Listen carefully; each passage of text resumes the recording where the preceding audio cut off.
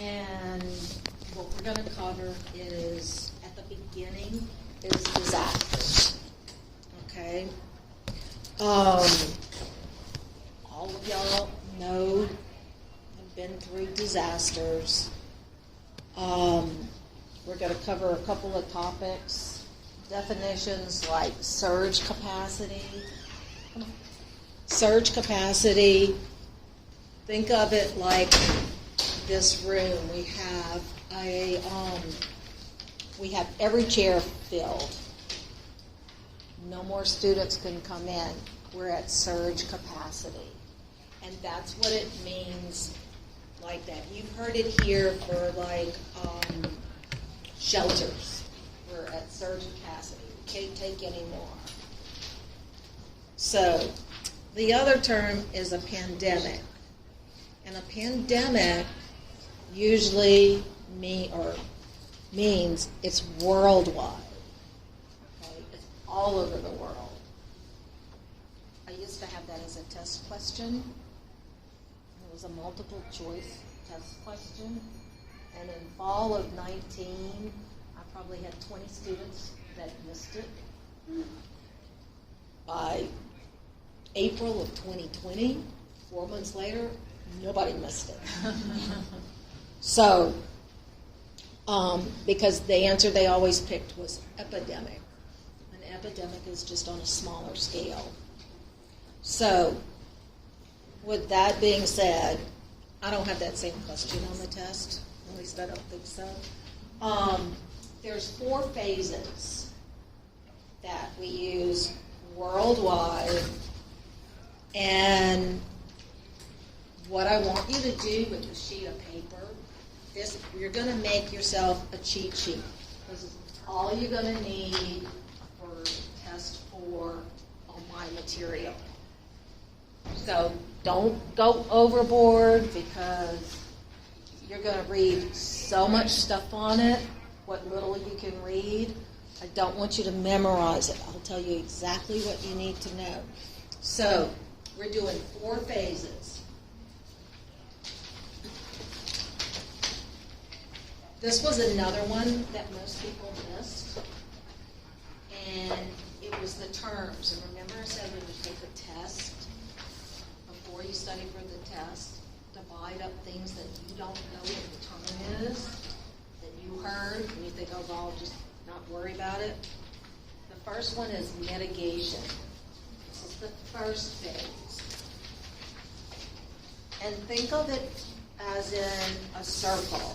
We're going in a circle through these phases. And the first one is mitigation. And what that basically is planning. We are mitigating towards this. You are mitigating towards passing your test tomorrow. If you set it up for here, think of like this is March. We are planning for hurricane season down here, right? What do? You buy flood insurance, as an example. Public warning systems. We're going to start talking about getting some warning systems, some sirens. When you started the semester, they gave you that alert thing on your phone, right? Some places are going to start planning on some storm basements. You're going to start looking at generators down here. I get this little advertisement magazine about once a month.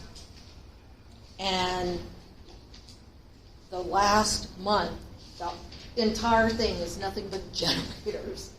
And I guess they're planning.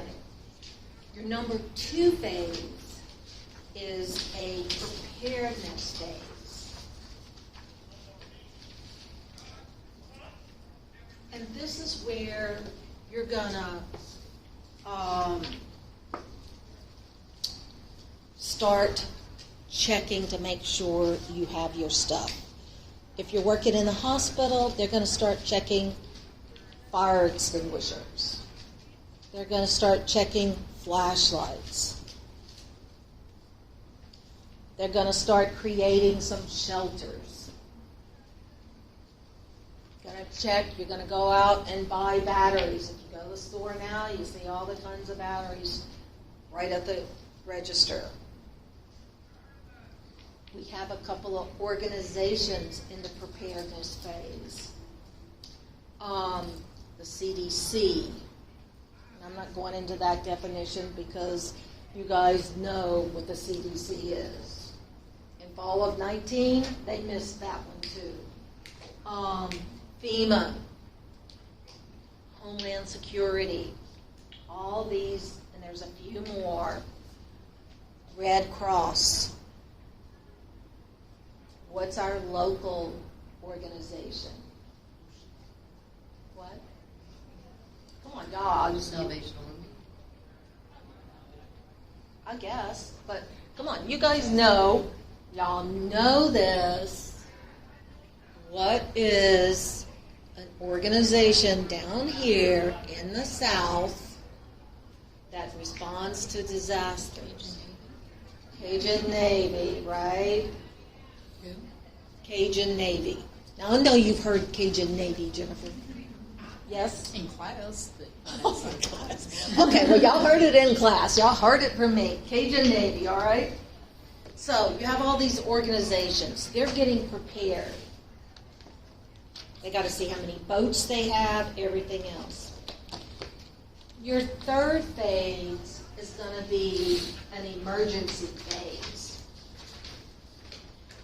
And this is where you're implementing those things that you prepared for. One, you're going to do basic human needs: food, water, shelter. You may be in this emergency phase triaging victims.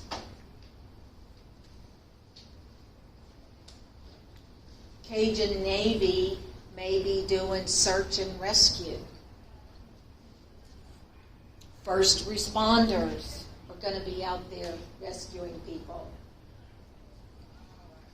Energy is going to be out there fixing utility poles. These are all the basic things that you need: safety, food, energy, a place to live.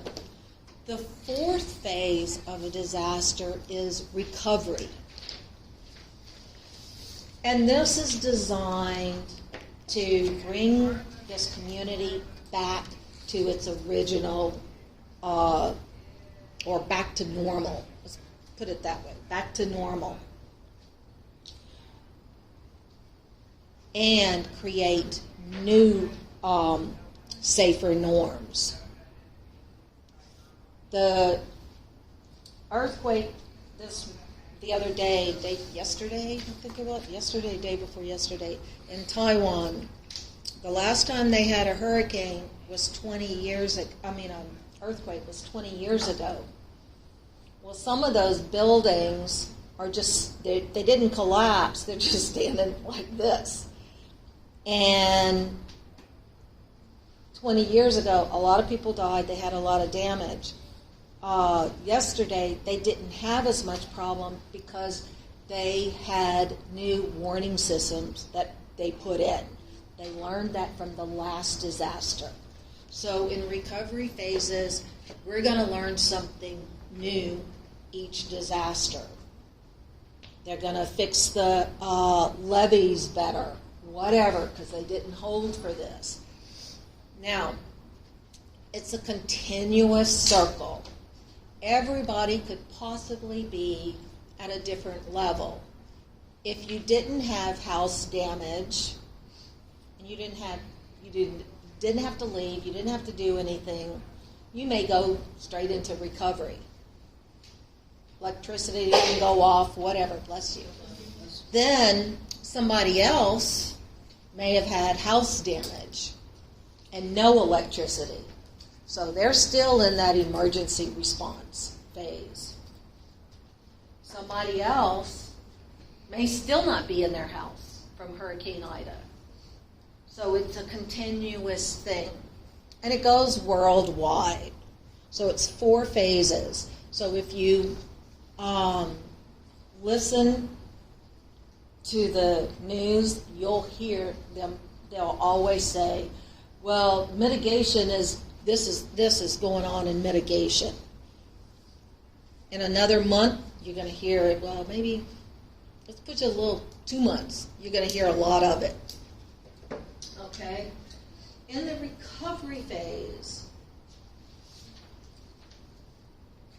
they're gonna start doing storage of food. We're gonna have to make sure we've got more of this. We're gonna make sure we have medicines.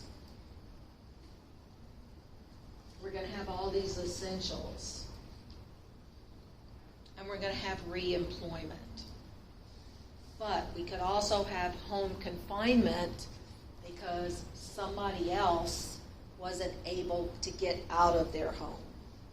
There was no place to rent or go, no vacancies anywhere.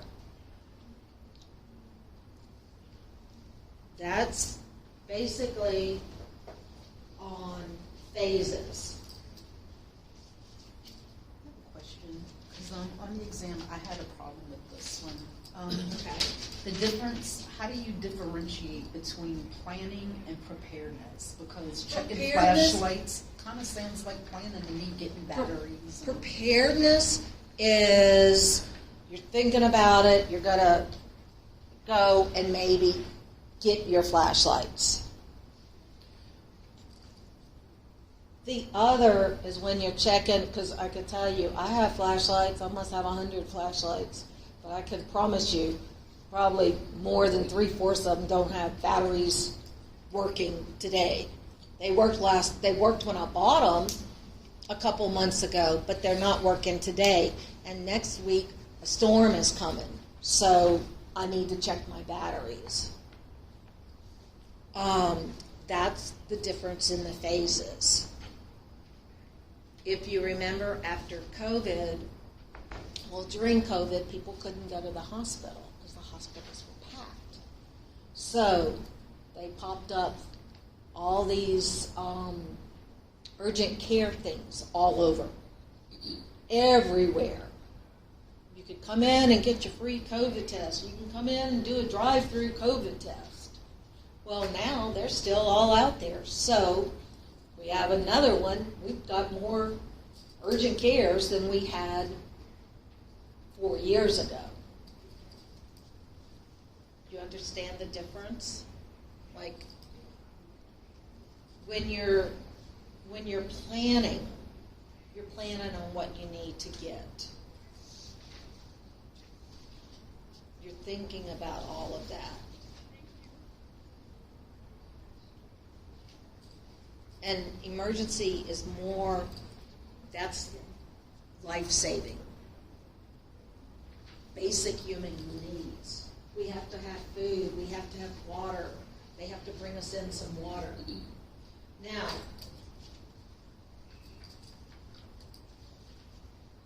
let's go to the second thing on the SLOs is what is your role and responsibility as a nurse during a disaster.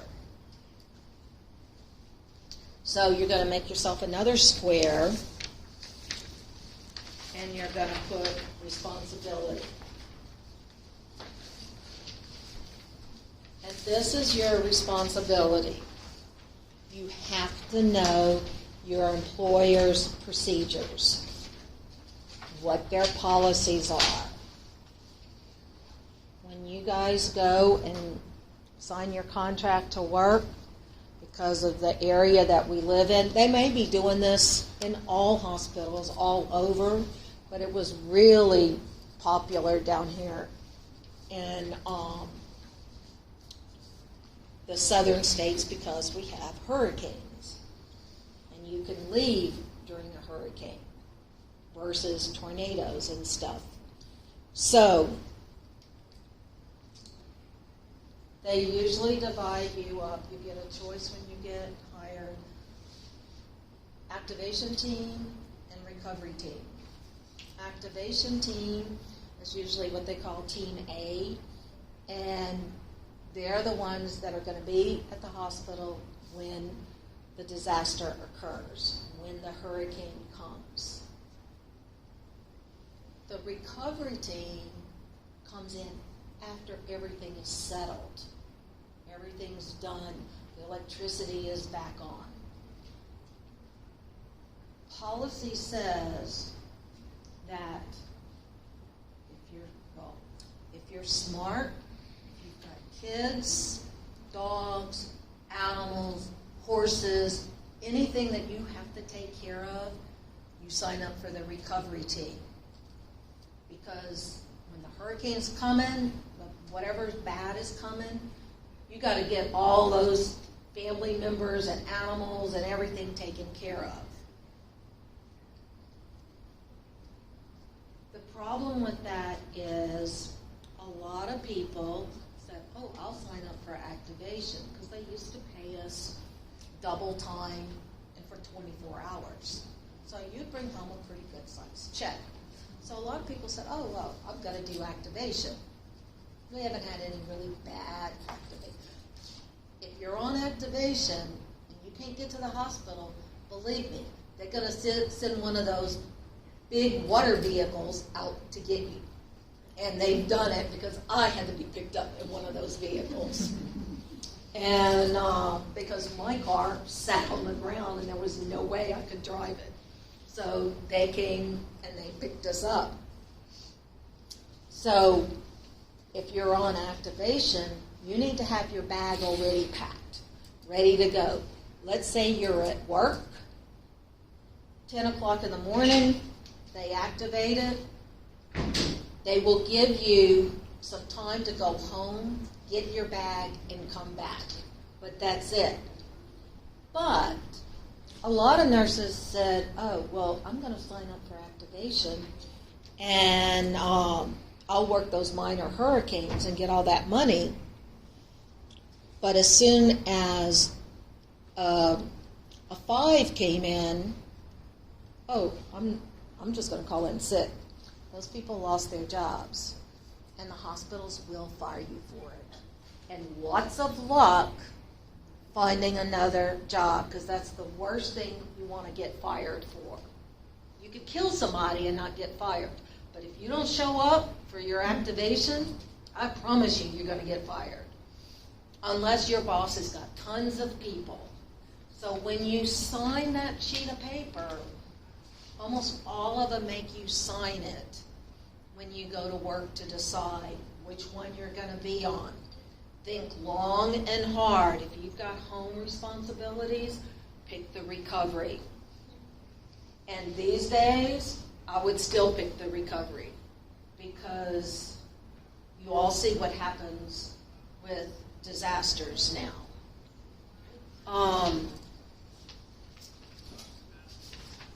Nurses that were working during COVID, they had to stay at the hospital. They wouldn't even let them leave, so you have to stay. They used to tell you to bring clothes for 3 days. Now they say 14 days. You're not going to stay at the hospital. They're not going to evacuate those people. They're going to take those patients, and the new plans are to send them to the military hospitals. Well, guess who's going to the military hospitals with them? You. See, before, I worked ER, so we shut down the ER. We didn't bring anybody in. We were there basically if a first responder got hurt. So it wasn't too bad for the first 48 hours. After that, it gets really bad being confined with your coworkers. You're sleeping with them, you're eating with them, your bathrooms aren't working, you're sharing a shower, the guys throw their clothes down on the floor, and they don't put the toilet lid back up because you're sharing one toilet. It is not near as much fun as people think it is. It's not worth the money. So Think about that. Be sure. Board of Nursing wants you to know your policy, what it is. So be very careful what you sign up for. All right, another responsibility during that time is delegation. You have to delegate. You know, on all these tests, there's always a delegation question. So, example.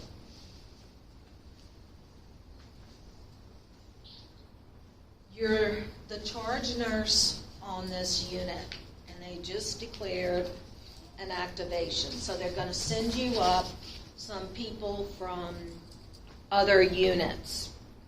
And they send you this nurse that has been a case manager for the last 10 years. You have 4 patients that you need to have this nurse take care of. Patient number 1 is on a vent.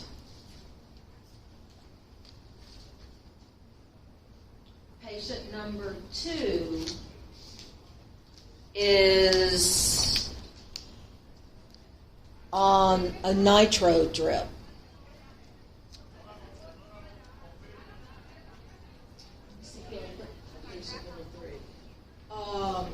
Your 3rd patient is going to be, has some nausea, vomiting, and needs an IV. Your 4th patient has serious wound care. Which one would you like to take care of? All right, let's go back to the IV. What's your rationale for using the IV? It's simple. It's basic nursing. It's basic nursing. If we had a disaster, you're not a paramedic, right? If we had a disaster right this second, and we have 10 people up here, and they all need IVs, you're going to be assigned to start an IV on all of them, and you've got about 10 minutes max. Can you, being a 4th level student, would you be able to start all those IVs? Yeah, you can be trained if you're... That's not what I've said. You've been out of school for 10 years.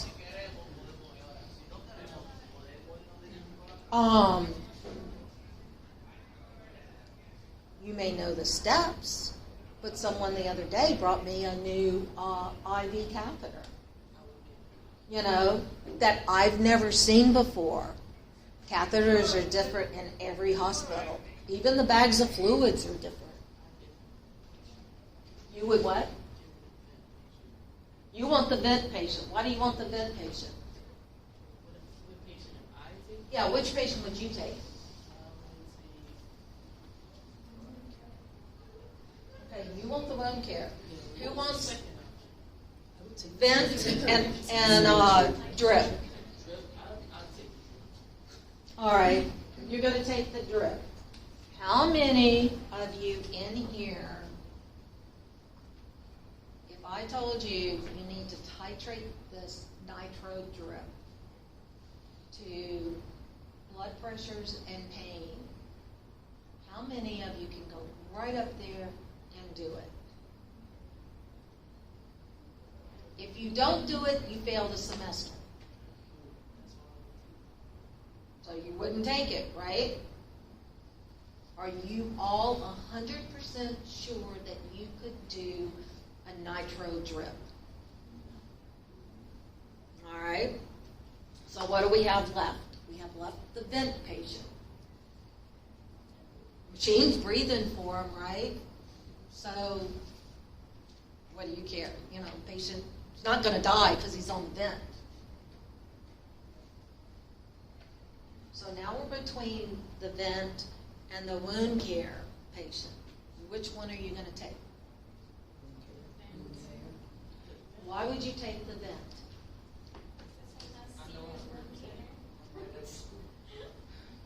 Okay. Do you know all the numbers on that vent? Can you, if we gave you a vent patient, seriously, and if they're on a vent, they're seriously injured, can you, when all those alarms go off, do you know, can you literally walk in there, comfortable today, enough to walk in there, take care of suctioning, putting that patient in prone, doing whatever else you needed to do, set all those alarms that keep going off. He's coughing and gagging because you haven't found his problem. And it's got tons, and all the vents are different. Whatever vent you studied on, that vent may not be there. We may be using another different, just like IV pumps. All right. So, but if all of you in level one, most of y'all have kids, you're older than 10, so I know you've done this. You've had a family member fall, scratch their knee, cut their knee, do whatever. In nursing 1, you learned how to clean and dress a wound, right? It's really not that complicated. I mean, when we used to dress wounds, we just mixed vinegar and water and put it on the pad and wrapped it, because we didn't have all those different little things that we've got now.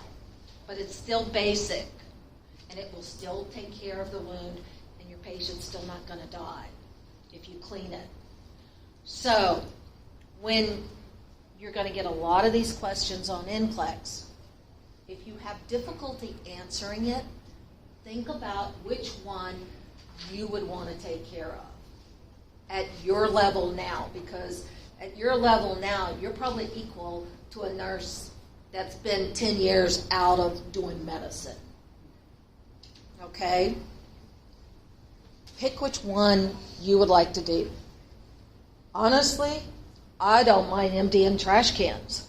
You know, sometimes you get pulled and you just empty trash cans. I can empty trash cans because I don't know how to work all those new pumps over there.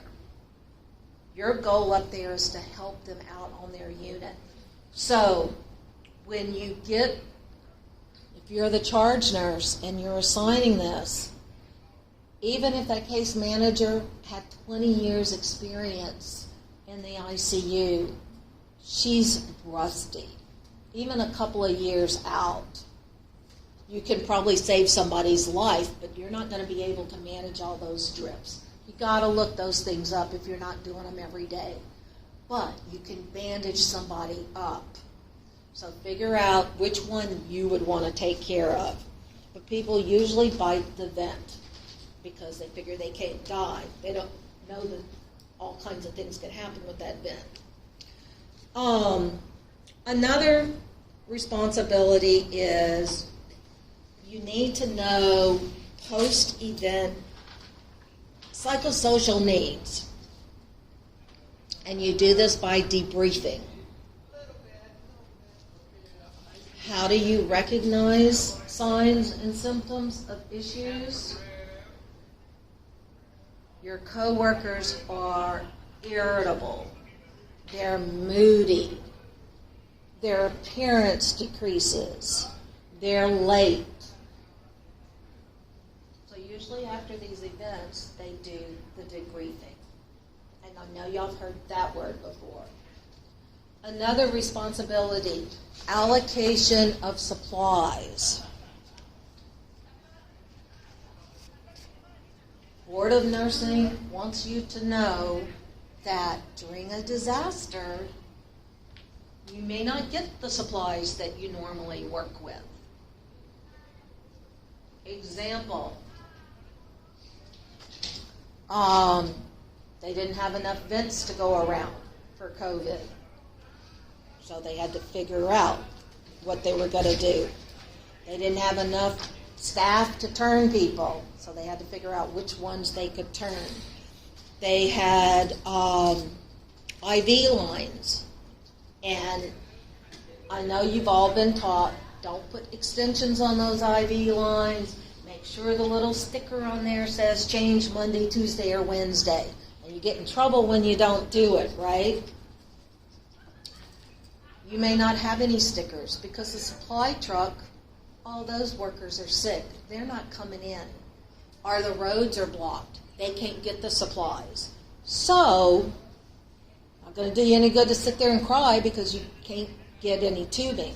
During COVID, they would run some of the tubing that'd be 30 feet out the door.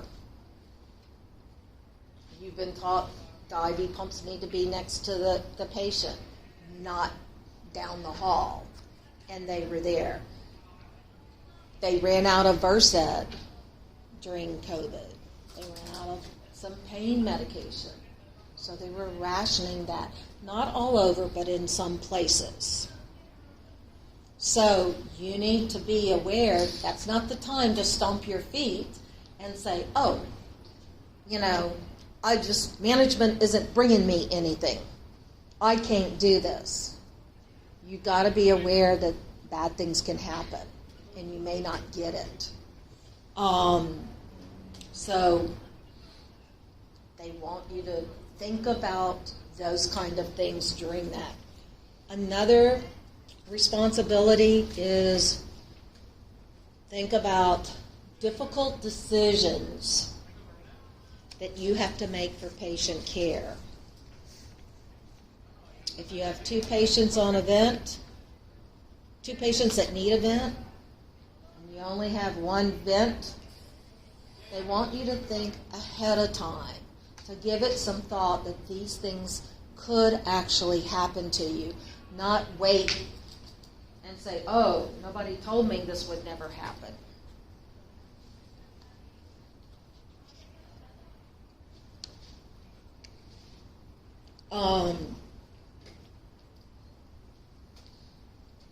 So be sure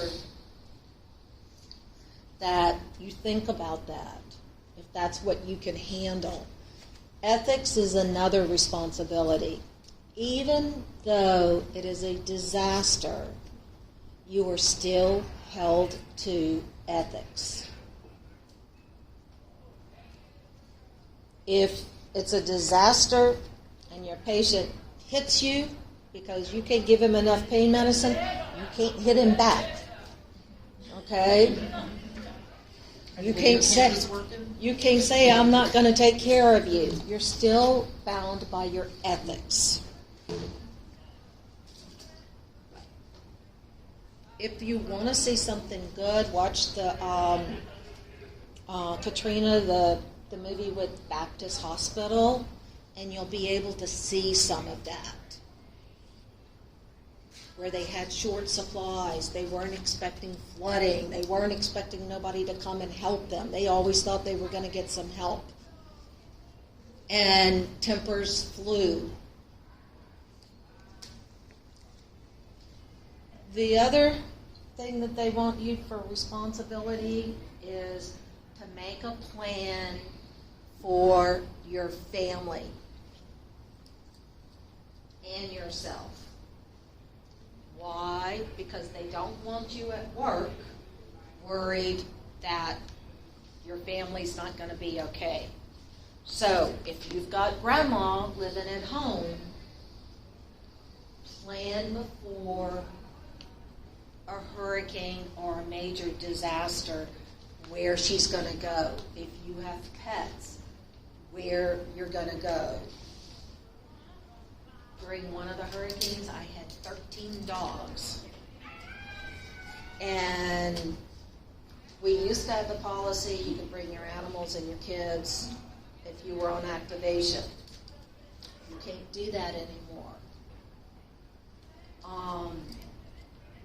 So make a plan. It's actually written in the disaster plan in the A&A thing. Okay? Now, your nurse's role is going to be another one. Know your standards of care during a disaster.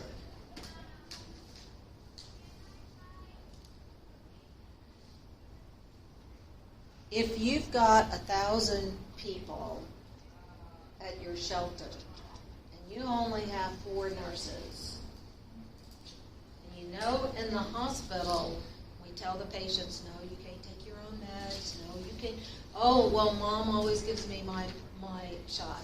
No, you can't do that. You're in the hospital. We have to do that. During a disaster, you can teach the family to give, you can allow them to give the injection. Okay? You can teach the family how to give meds to a family member. You can't practice outside your scope of practice. In other words, you can't go, unless you're a paramedic in here, you can't go and intubate someone, even during a disaster. You can't go do surgery on someone unless you're an NP and you learned how to do sutures. So you can't go out of whatever your scope of practice is. You never compromise your patient's safety. Their safety still comes first. Example, we have a tornado coming, and the patient's bed is over here by the window. You're going to move that patient's bed away from the window. Not, well, the tornado's coming, we're just going to leave the bed right there because I don't want to move the bed. Don't compromise patient safety. Another thing is HIPAA. You're not going to always be able to practice HIPAA. If we had this room, and we were in here as a shelter, and we had 70, 75 people in here, and you had to ask somebody information, there's no booth that you could take them to. So you ask only what you need. In some of the hospitals during COVID, they had 4 beds to a room. 2 beds to a room is bad. 4 beds, there's no space. And I don't know if y'all saw the videos of the shelter in Hammond when they took the nursing home patients over there. They had something like 700 and something people in there, and I think they had a total of 10 medical personnel. Now they came from nursing homes, so you know the majority of your patients in nursing homes, wheelchairs, bed bound, and they literally had mattress, one right next to the other. So how much do you think HIPAA could do at that time? Thing was, they had a roof over their head. I mean, they got sued for it, and they tried to fix that. But what probably happened is a lot of those medical people that were supposed to go decided not to go and went somewhere else. And whoever designed that didn't design it, didn't keep patient safety in that. But you're not going to have these private rooms. You're not going to have, oh, well, those of y'all that have been to the ER with me at Slidell, you know they start putting the beds all the way down the hallway in the back of the ED. It's a hallway like that. And they've got this little piece of cardboard about this big separating it. So you're changing bed pans, all kinds of stuff with these kind of patients. We did the delegation, right? Okay. That's what I wanted to cover for that. What we're going to do, that's all I want you to know for a disaster. Your role, your responsibility, what you can and cannot do, and those 4 phases. So now we're going to bounce over to triage. It is set up, triage is set up to where it is color-coded. That means that if you speak another language, it doesn't matter. If you can't read, it doesn't matter. And usually it's the 4 basics. If you Google triage, you're going to see hundreds of different types of triage. But the majority that is used is these 4 colors. Some triage, depending on how bad the disaster is, if the disaster is 50,000 people, I don't know if we're going to be using these 4. We'll probably use, you're going to live, you're going to die, this way. You're going to live, it's going to be yes or no, because you got so many people to do it. But this is more the universal. There is a 5, but if you stay within these 4, you should be able to do something with your patient. I have the chart. You can look at the chart. Don't spend a whole lot of time looking at it and trying to learn it, because there's a simpler way to do it. If you can walk, if your brains are hanging out of your head, you got your head smashed in. Bad thing, right? Your brain hanging out. But if you can walk, we're going to send them over here to the green mat. They're going to give you mats, colors. And you're going to say, because in times of stress, people need very simple commands. Go to the green mat. Go to the yellow one. Go to that red flag over there. That's all, and because people are screaming, yelling, stuff is still going on. If you can walk, no matter what, they are green. We want everybody that can walk out of this room. Then we're going to go down to our red and yellow. How do you decide red and yellow? Think of a red light. Red, yellow mean green we can go right through the light. Yellow, we better like floor it a little bit to get through. It's okay, we can still make it. Red is going to stop us. If you run the red, the cop's going to stop you, right? And then you're going to be $1,000 in the hole paying for your ticket, which would put you in the black. So, how are we going to decide red from yellow? A couple of different ways. If you think that they can wait an hour, they can be yellow. You can fall off a mountain cliff, mountain climbing, and break your leg, and they may not find you for 2 weeks. But you're still going to live.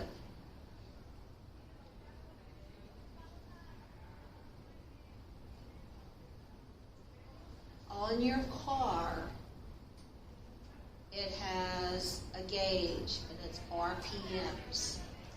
And this is basically the only thing you need to memorize is those RPMs. And that means it goes, when you press on the gas, even if you don't know how, if you don't do any racing or whatever, if you press on the gas, you're going to see that RPM gauge going up. Which means R stands for respirations. If it's, you're going to count that patient's respirations. Greater than 30, they are red. They need to be seen. They only have to meet one of three things. The second is P for perfusion. And perfusion is capillary refill less than 2. If it's less than 2, they're obviously not perfusing, and they need to be seen. They can't wait. We're going to make them red. Less than 2. You can, some places say 3, but I don't want you confused because people know greater than 3 is good, and I don't want people to get confused. So less than 2. Less than 2. You could That's say bad less or than, good? some of them will say less than 3. You could still say less than 3. But I want to get the point over to you that if your perfusion is that low, you're going to be red. It's great. It's supposed to be greater. It's supposed to be greater than. Yeah, No, it's supposed to be less greater. Like if you do like If you want to be red, you have to be less than 2. No, you have to be greater. No. No. If your cap refill is less than 2, you're healthy, right? If you refill less than 2 seconds, you're healthy. Yeah. Greater than 2. I'm sorry. There you I'm, go. I'm sorry. I'm trying to tell you. Look, I did this morning. I'm just, okay, perfusion. If we have a perfusion problem and it's bad, they're going to be red, okay? But usually the test will read less than 2, greater than 2, greater than 3. That's how they like to do it on NCLEX. They just want you to realize that they're not perfusing. The third is an M for the RPM, and that's mental. And that's where you cannot obey a command. If I tell you to walk over to that green mat and you're just still standing there, they're probably going to have to go red because they have something going on in their brain. If they're just nervous and scared and can't answer questions, you could probably make them not red. In other words, if you come up to an accident and someone just wrecked their $100,000 car, I would expect them to be really upset. That doesn't mean they have a mental problem. If they have, the patient comes out, or the victim comes out of the car and he's totally confused, doesn't know who he is, where he is, any of that, he's got a mental problem. Okay? And you will see people walking around, oh my God, or like this. Doesn't mean they're hurt, they're upset. Believe me, I've been there a couple of times.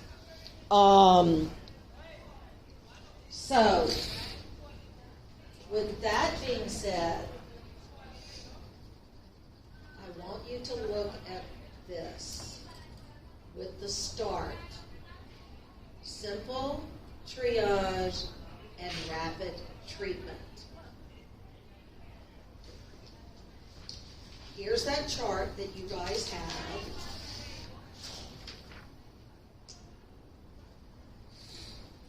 These are the little cards that they tag people with.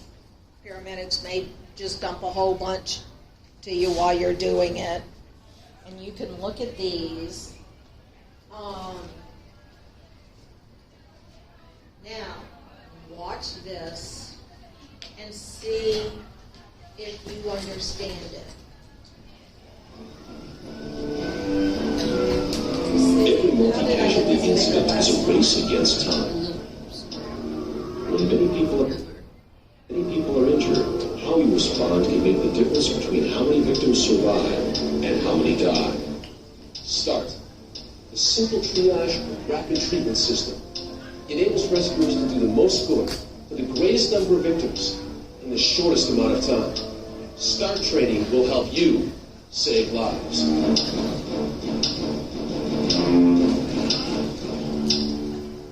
Triage is a system for sorting victims so the most seriously injured can be treated and transported first. Most rescue plans call for triage in a multi-casualty incident, but they don't tell you how to do it. We will. In this video, we'll help you learn START, simple triage and rapid treatment. Your START training will enable you to take charge when you're faced with many casualties and time is critical. START training will teach you how to do 3 important things.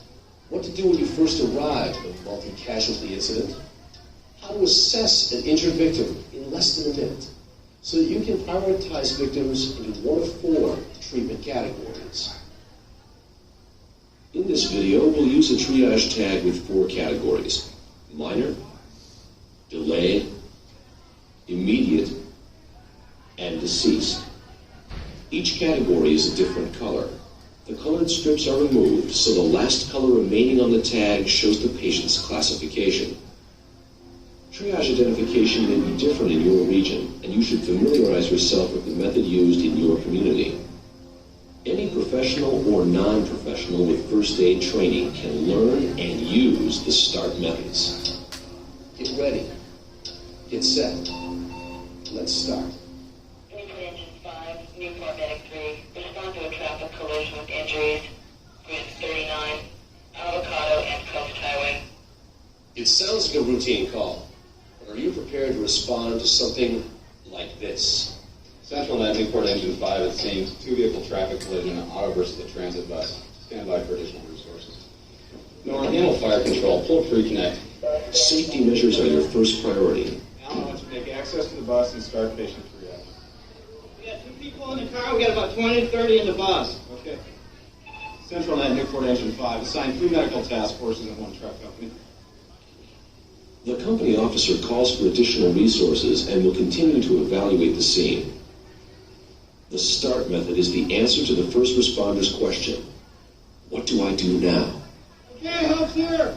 Need you to back away from the glass as much as you can. Cover your faces. Cover your face.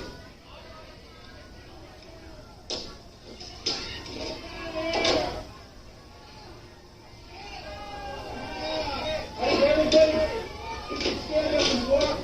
Everybody, stand up and walk outside here. Walk outside. What would you hurt?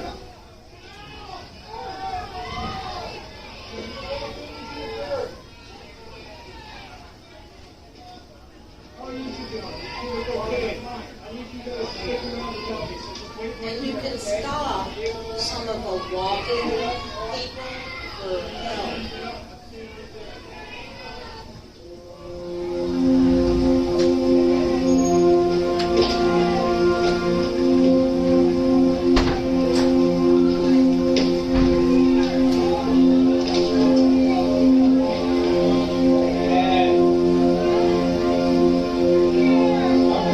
coming.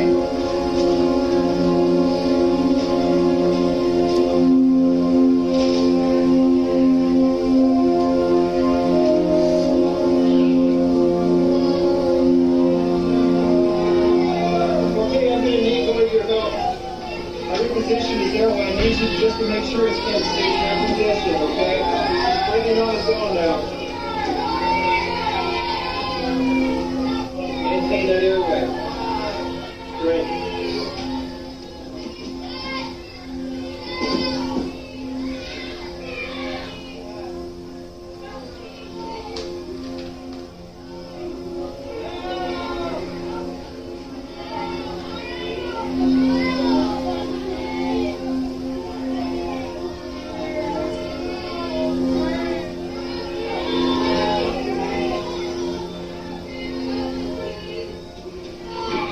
Okay, I'm gonna need your help right here. Okay, she's bleeding pretty bad. I need you to hold pressure on that leg over there. Put as much press as you can. I need to stop the bleeding.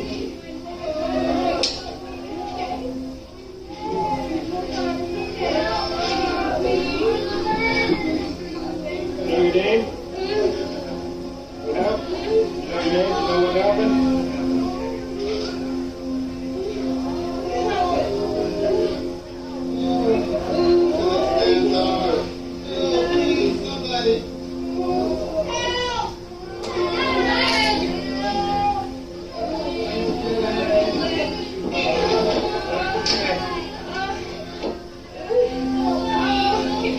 What's your name? Jan, you know what happened, Jan? Okay. You just stand right here. We got additional help coming, okay?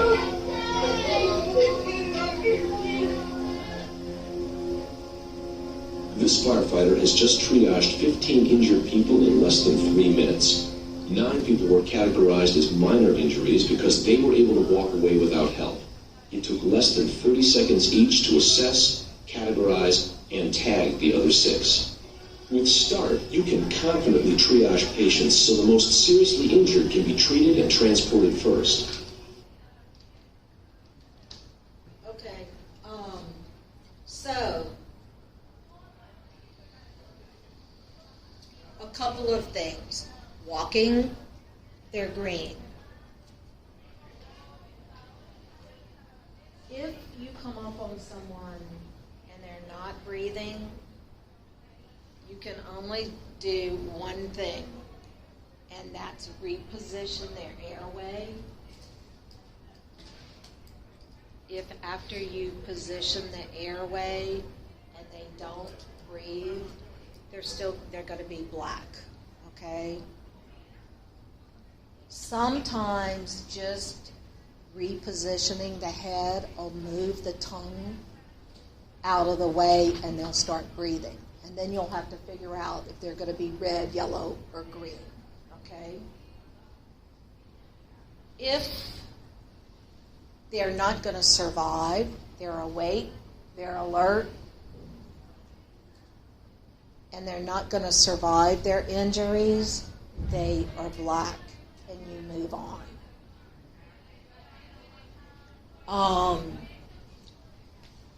No CPR, nothing, because the rule with CPR is once you start, you can't stop, you can't move to somebody else. So, you've got all these people on these mats. And listen very carefully. We sent all the green walking people out first. We've already triaged everybody. Now, after the triage, we're going to triage who comes first. So, let's say this patient has a breathing problem. She's breathing 30, 40 times a minute. She's cold and clammy. This patient over here, because she's red, right? We made her red. Everybody follow why we made her red. This patient over here has an open fracture and no pedal pulse. She's red, right? Jennifer over here has a head injury. And she's confused. We made her red too, right? So we need a fourth red.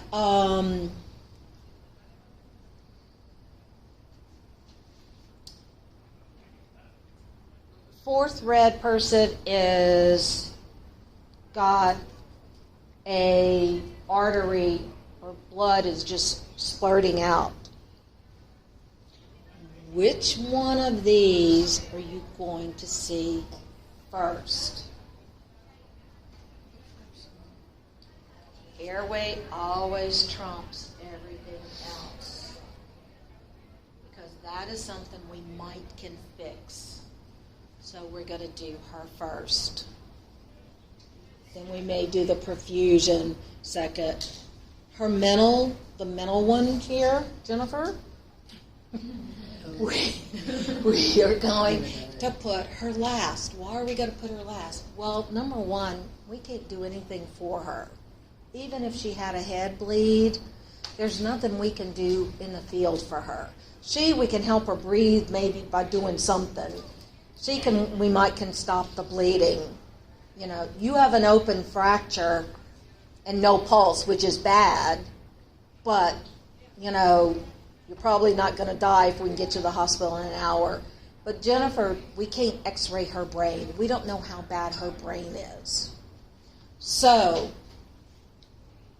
when you read your questions, be sure you read if it's before or after. Because initially, if you want to go through the initial steps, first you will see on NCLEX, sometimes they'll say, check out your scene.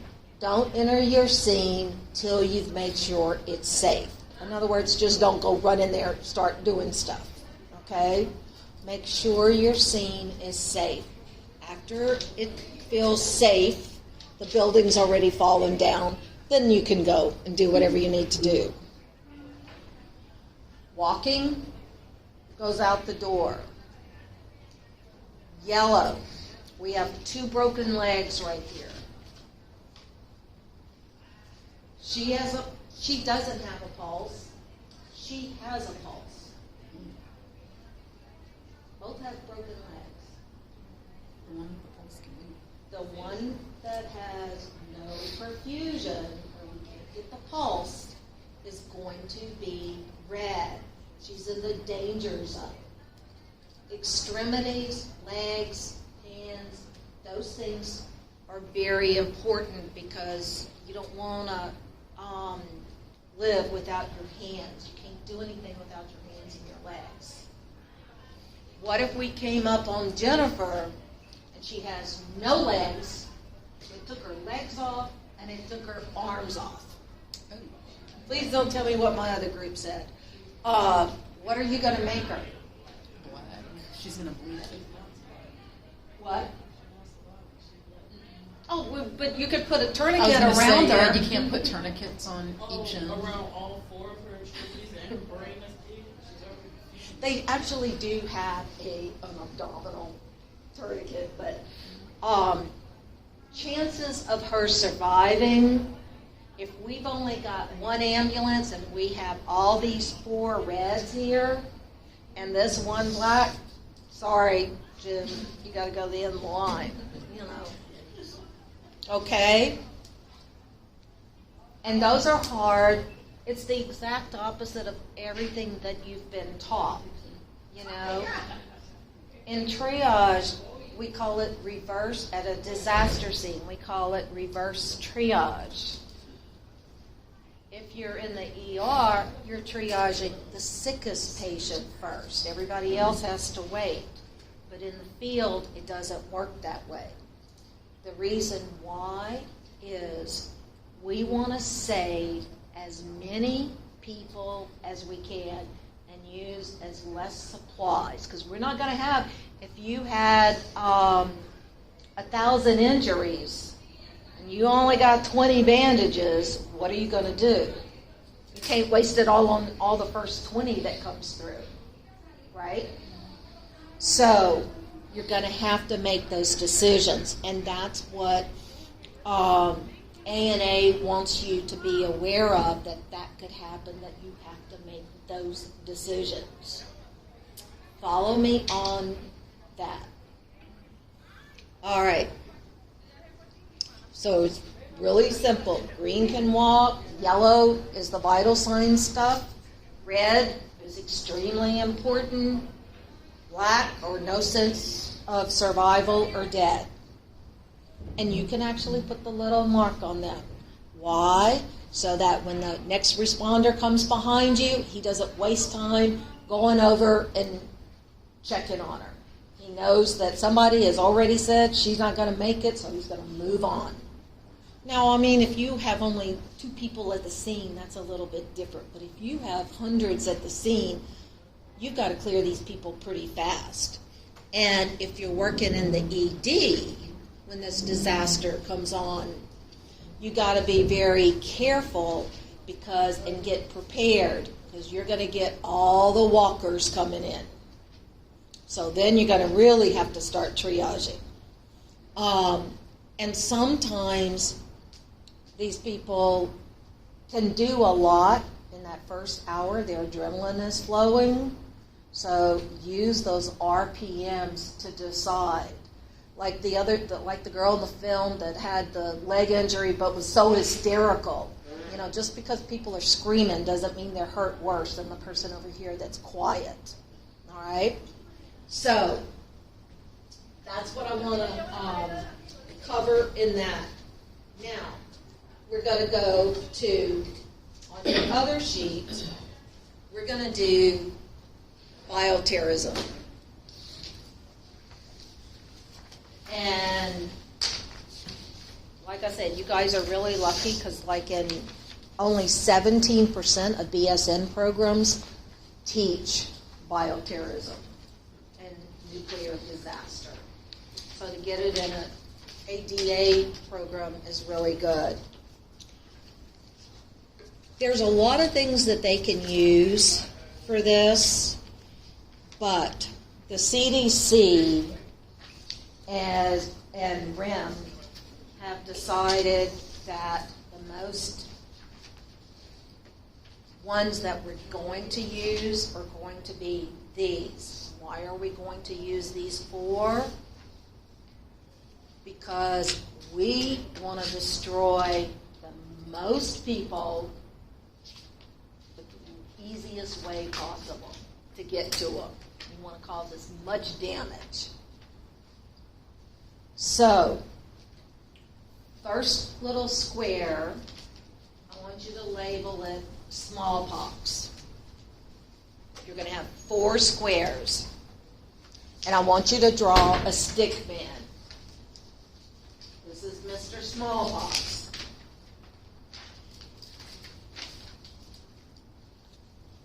Mr. Smallpox, you're working in the ER. He's going to come in and he's going to present like this. He's going to have red dots all over his face, filled with fluid. NCLEX likes to use, his tongue has red spots on it, but not everybody that gets smallpox has the red spots. But just to let you know. So, red spots on the tongue, they can go all over the body. Now, this person, what I want you to do with it is, think about this.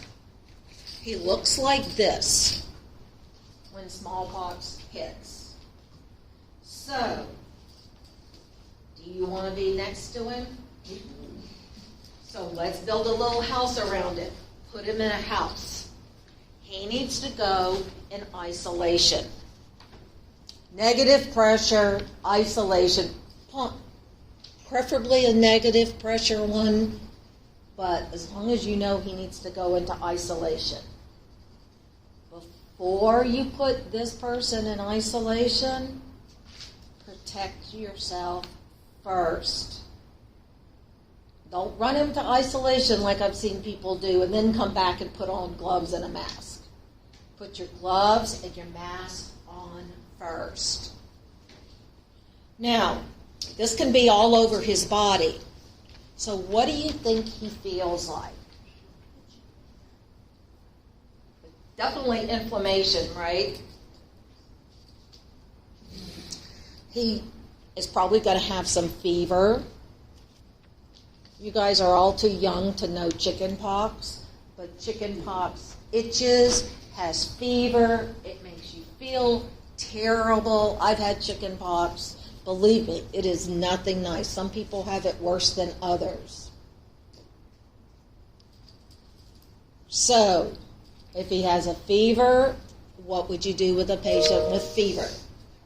Give him some Tylenol or something. He's going to have some pain. What are we going to do?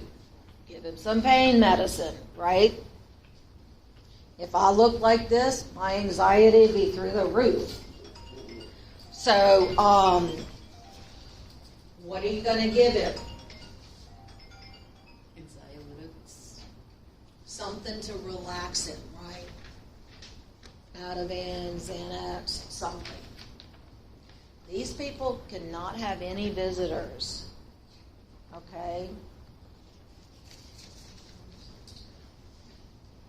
Smallpox, supposedly in the national stockpile, they say we have enough smallpox vaccine for everybody in the United States.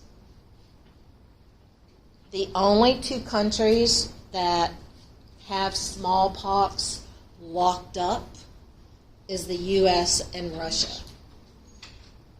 But it can clear people out really fast. What? But they still have the virus, just like they still have the COVID virus. And if they release it, it's supposed to not be released. It's locked up. It has chains around it. It has guards watching it.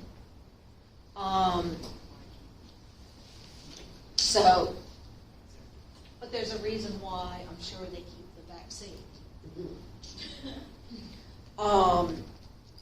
The next little square, I want you to label it Mr. Plague.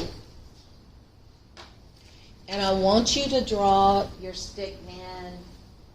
He is going to be in a house too.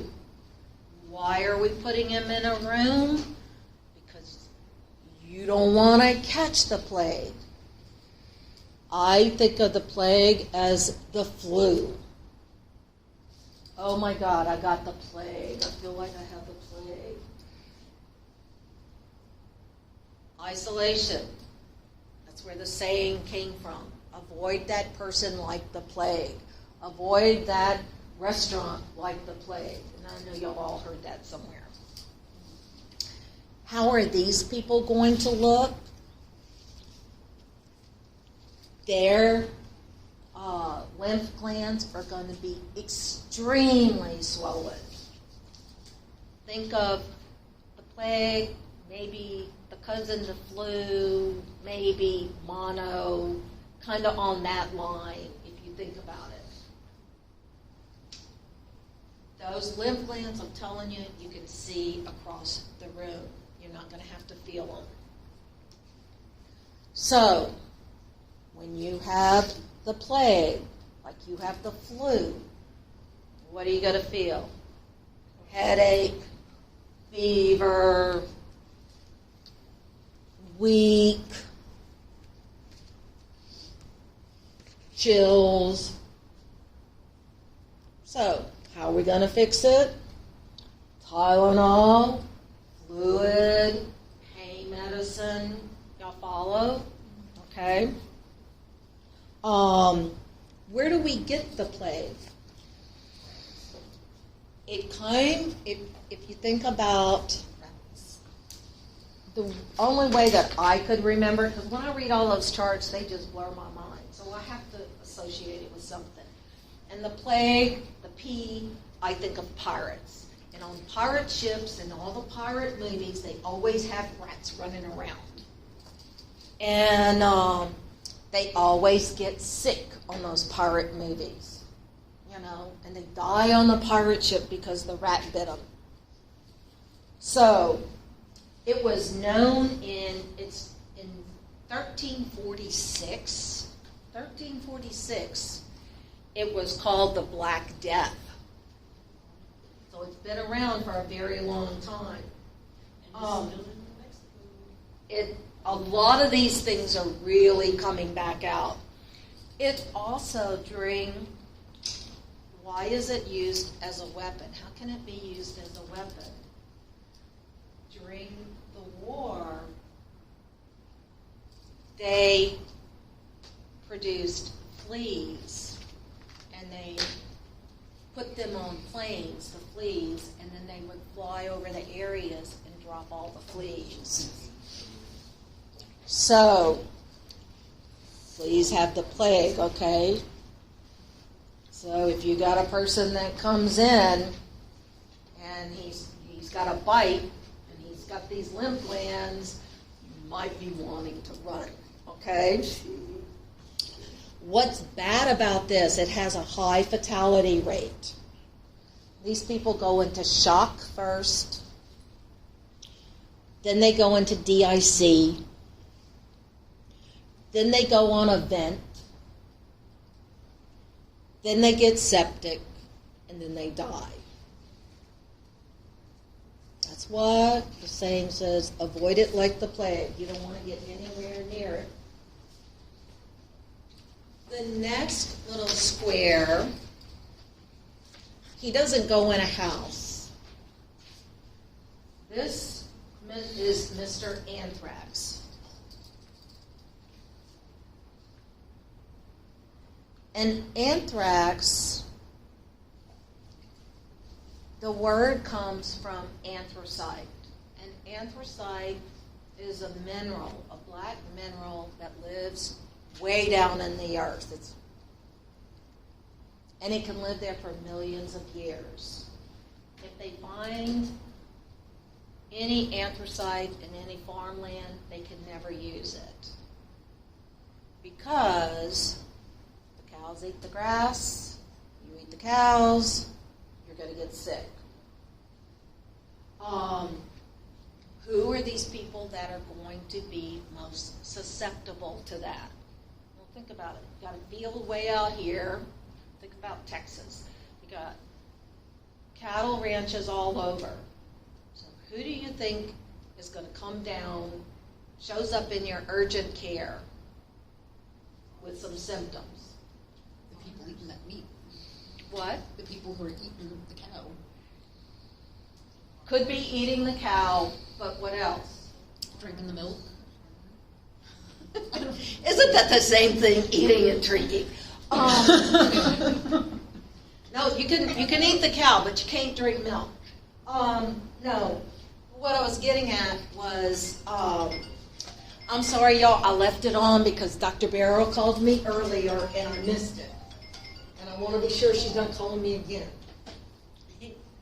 And so think about those people that, and this just happened to the other day with the avian flu.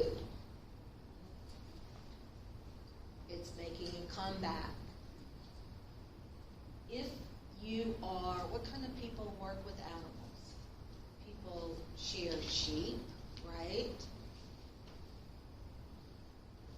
And I don't know, when I comb my dog, all of her hair is like flying all over. She's a long-haired dog. So I'm inhaling all that stuff. So if you've got someone that shears sheep, does leather work, does that other job that stuffs animals, yeah, livestock workers, stuff like that. If you have that kind of person in your ER, that's why you ask, what do you do for a living? Where have you been? What have you done? What are you going to teach him? Because you can treat it with some antibiotics. But what are you going to teach him? If you can get stuff by breathing it, wear a mask, right? A mask, wear gloves. Does that make sense to you?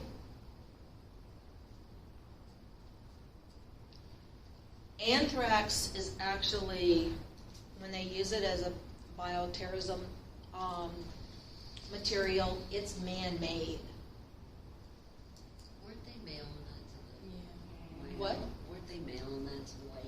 They could make it in the powder. They could make it in the powder, but they can. But once, if it's on you, nobody else is going to get it. So you can have visitors with anthrax. You don't have to go into that. But for patient teaching, you want to be sure you teach livestock workers to wear gloves and PPEs. And this really doesn't have anything that much to do with it, but I was thinking about this when someone told me this over the weekend. So when you're trying to figure out if they need visitors or not need visitors or how it could be spread, I have a friend that owns a funeral home, and he recently died, 65 years old. Well, when he went to the person that did his body said that his entire body inside in all those years, because he'd been doing this for like 40 years, all the formaldehyde, he never wore a mask. And the insides were just like preserved in formaldehyde already. So think about, if you can't remember anything about do you need a mask or not, think about anything that you can inhale. If you can inhale it, these people probably need a mask on. Painters, those kind of people. What is this patient going to look like? Well, remember, I said it comes from a mineral that's called anthracite. Their arm, they're going to have a big black area of an arm. Sometimes they'll have a red spot in the middle of that black.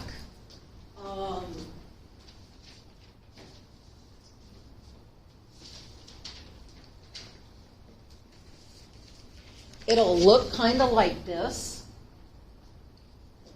So you can draw a black spot on your arm and maybe put like a red dot on it.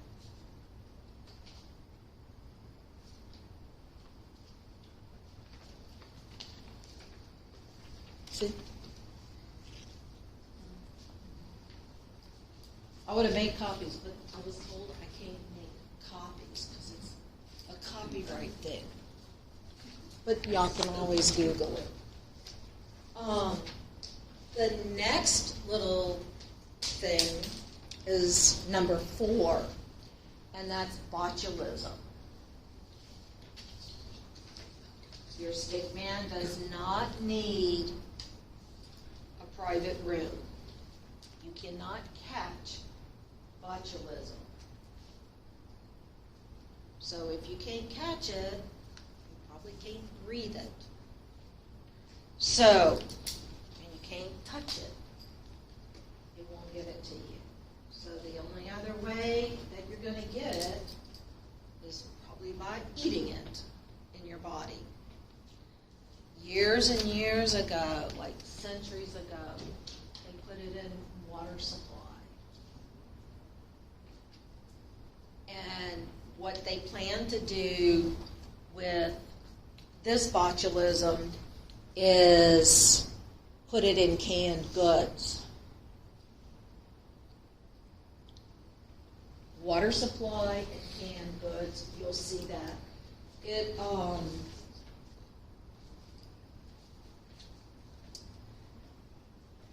when you draw your little stick man and you draw his eyes, I want you to put 4 eyes, because these people get double vision. And like I said, it usually comes from water or cans. They've done this before. It's not nothing new. It's not anything planned. They've been doing this for years. Double vision, slurred speech, What do we know about botulism? Botox comes from botulism, right? And Botox paralyzes.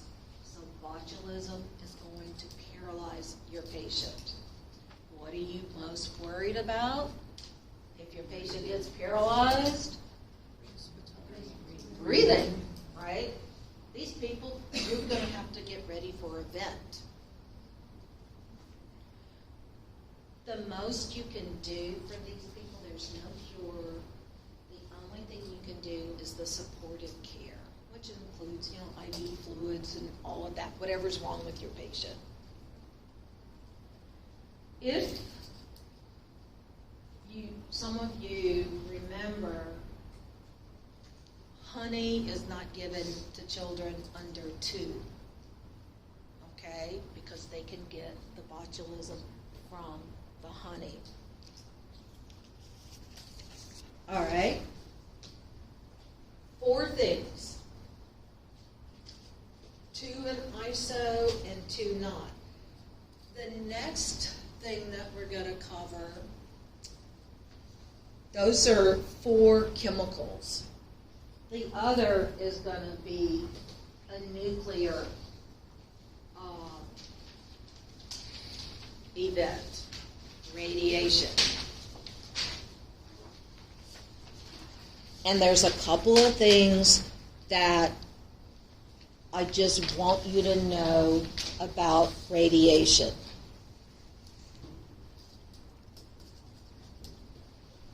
We're sitting in this room and we hear something exploding out there. What are we going to do? What? Run. She's going to run. What else is somebody going to do? She's not the norm. What else is somebody going to do? Get away from windows. Like get into a place where there are no windows, where you're not exposed. Now, if I had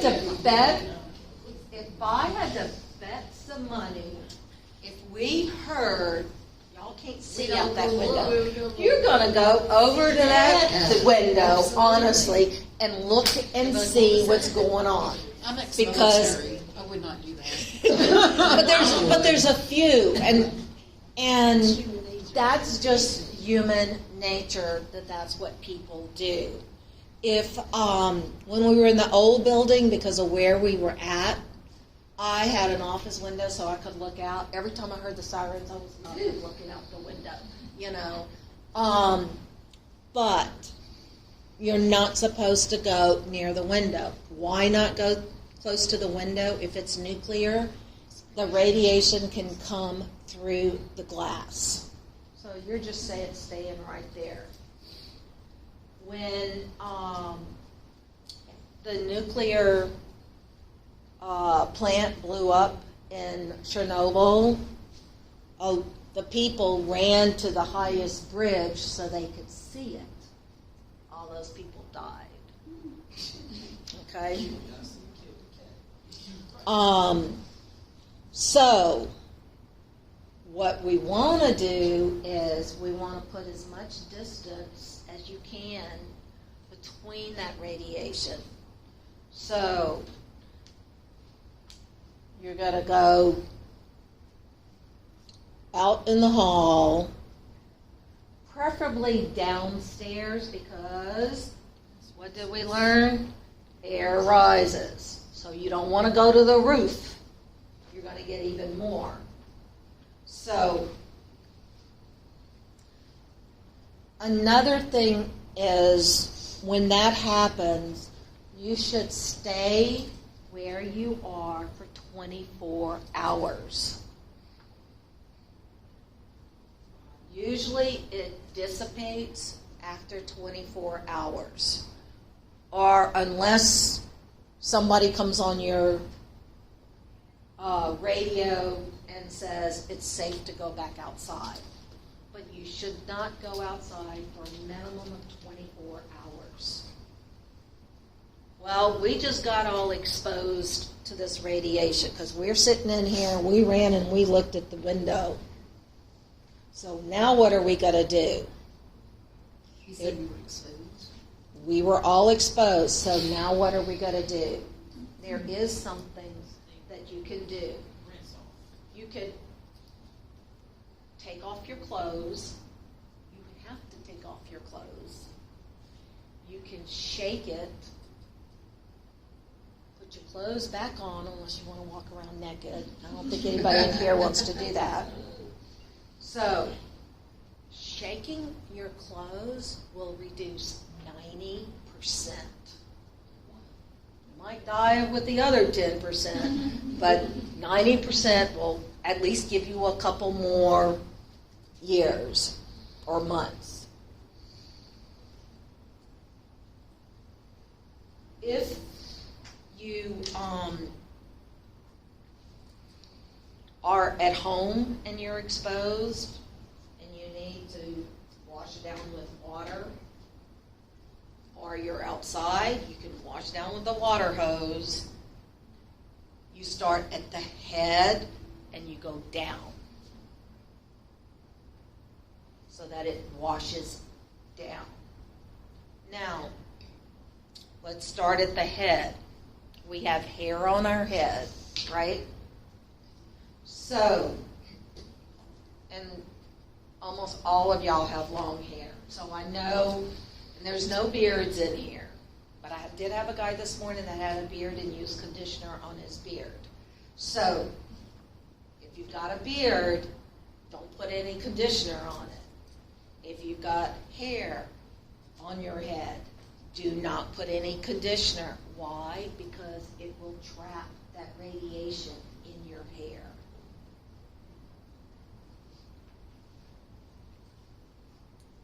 If you have this explosion, you may have some injuries.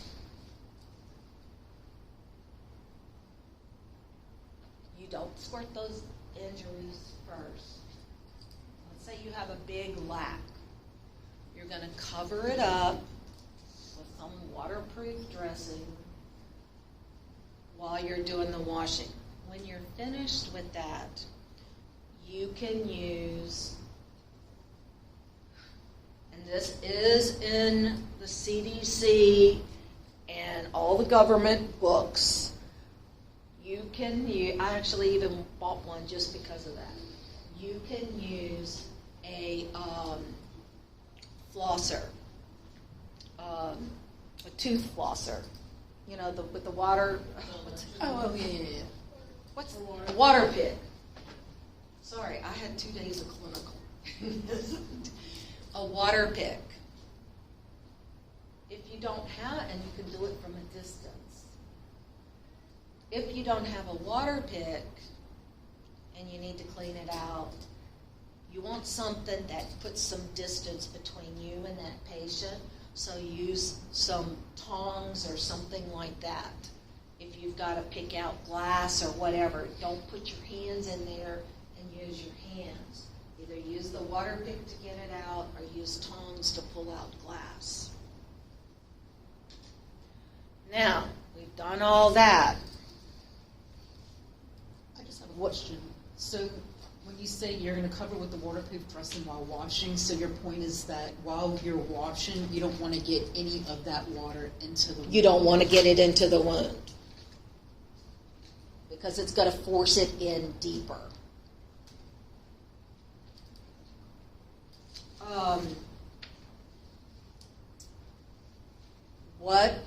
While we're taking our shower here, what temperature do you think we need to have for the water? Lukewarm? If you wash me, water me down with cold water, I'm going to come back and haunt you. In the middle. And what do we know about hot? When you put something hot on something, does it contract or does it expand and open? Expands and It opens. So we don't want to wash it. We're not getting rid of germs, right? We're not killing germs. We're trying to keep those pores closed. So no cold water, no hot water, just right water. Okay? Soap. Harsh soap or mild soap? Okay. Scrub or no scrub? All right. Someone had told me, oh, well, I would definitely scrub because it would get rid of all the skin and everything else when you just push it all into the skin. Okay? So, No, it's in your blood. now it's in your blood. Okay? So, with that being said, usually if there's a nuclear attack, like at a chemical plant or something like that, something else is going to blow, so you're going to be injured. You're going to have injured people. Now, here's the trick. You have radiation on you. You haven't been washed off yet. You're the first person on the scene to that patient. Patient's having difficulty breathing or bleeding, whatever. Are you going to wash him first, or are you going to fix the problem first?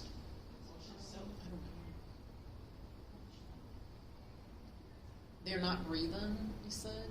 Or difficulty If they're breathing? not breathing, if they're bleeding, if they're seriously injured, are you going to wash them first down, ABC strips. or are you going to? What are you going to do? What would you do? You do life-saving techniques first.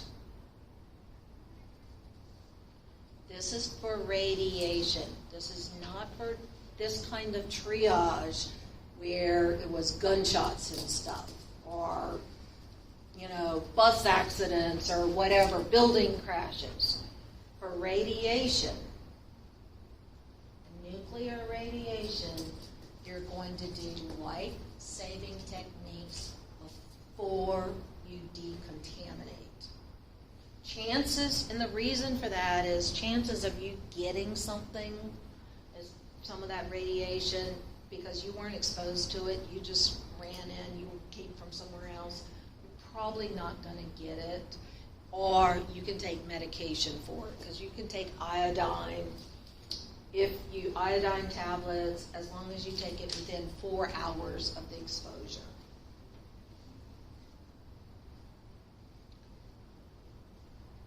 If you are pregnant,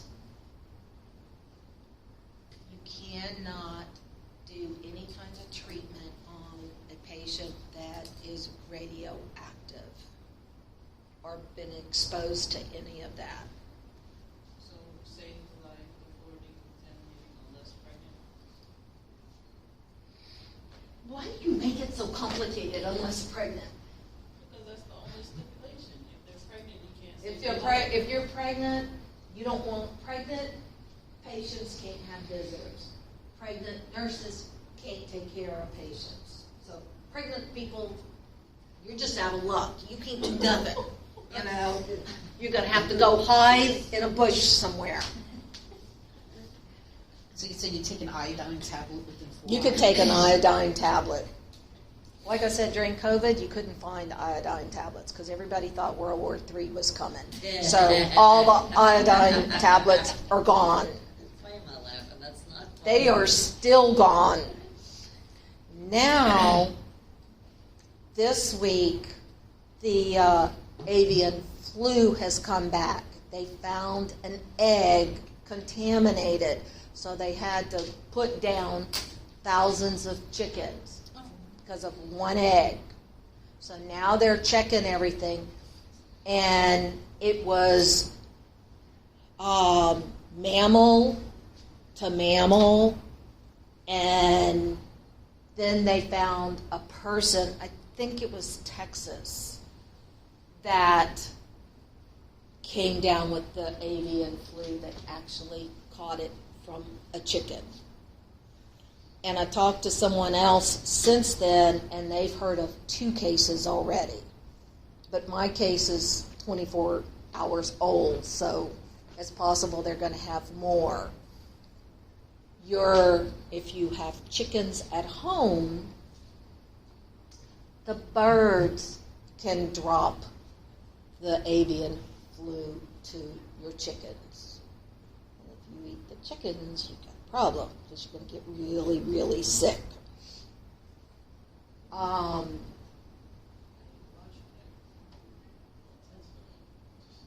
don't know. My daughter-in-law has 4 chickens that we've raised since they were babies, and I know she's going to bring them in the house because in the summer she brings them in the house, and in the winter she brings them in. They walk all around. I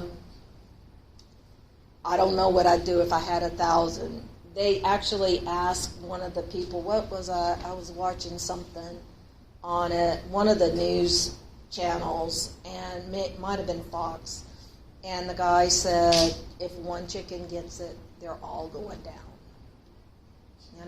So you're thinking of money. So if you need eggs, I suggest you go buy eggs now because they're probably going to go back up to $12 a carton. Or if you want chickens, you probably better fill up your freezer now before they start doing this. But, so, all right, let me see. What else was it I was going to try to tell you to make sure you had for your test? I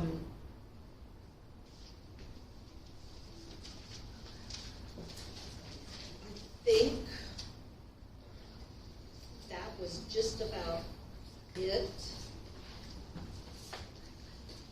The 4 things that you could catch, the radiation, and you got to think about it.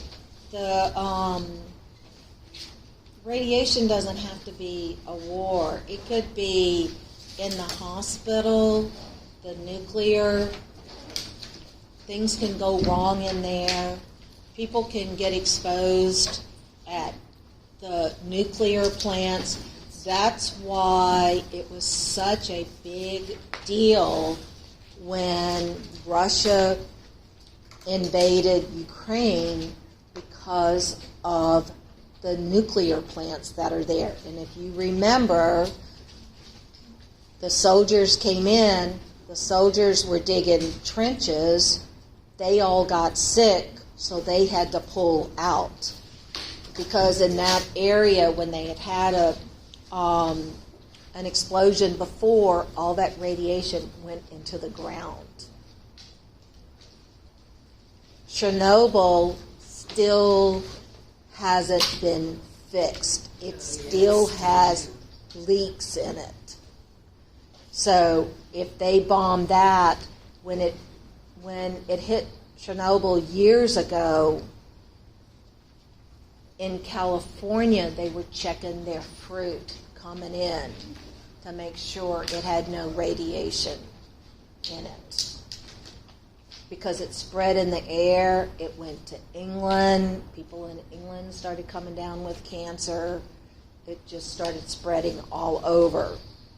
So that's why it was such a big fear with those nuclear plants and Russia bombing the stuff. They had to pull all of their guys out of there. But we do have some leaking ones. We just recently had another one like 2 months ago that started leaking. And those machines in there have to be air cooled. And if they can't be air cooled, they have a problem. On your days off, and you have nothing to do, watch the Chernobyl HBO series. It'll really scare you to death. Didn't they abandon that area, that whole time? That whole area is abandoned. There's a few people that live there, like a handful of people, but they all have cancer. Everything is destroyed. For the first time, I think it was maybe 2 or 3 years ago, they started letting the journalists go in and taking pictures, but they had to wear dose meters, and if it went, they were only allowed to be back there for like 20 minutes or so, and they still had to register to see how much radiation they got. Nobody went back there to live. When those people left, when they heard the sirens to leave, they just left. And when these journalists came back, they saw the dinner tables still set with the stuff when people left, because people thought they were coming back. They thought, just like we do for a hurricane, well, we're going to leave for a couple days and then we'll come back. Well, they never were able to come back. It's completely blocked off. You can't get in.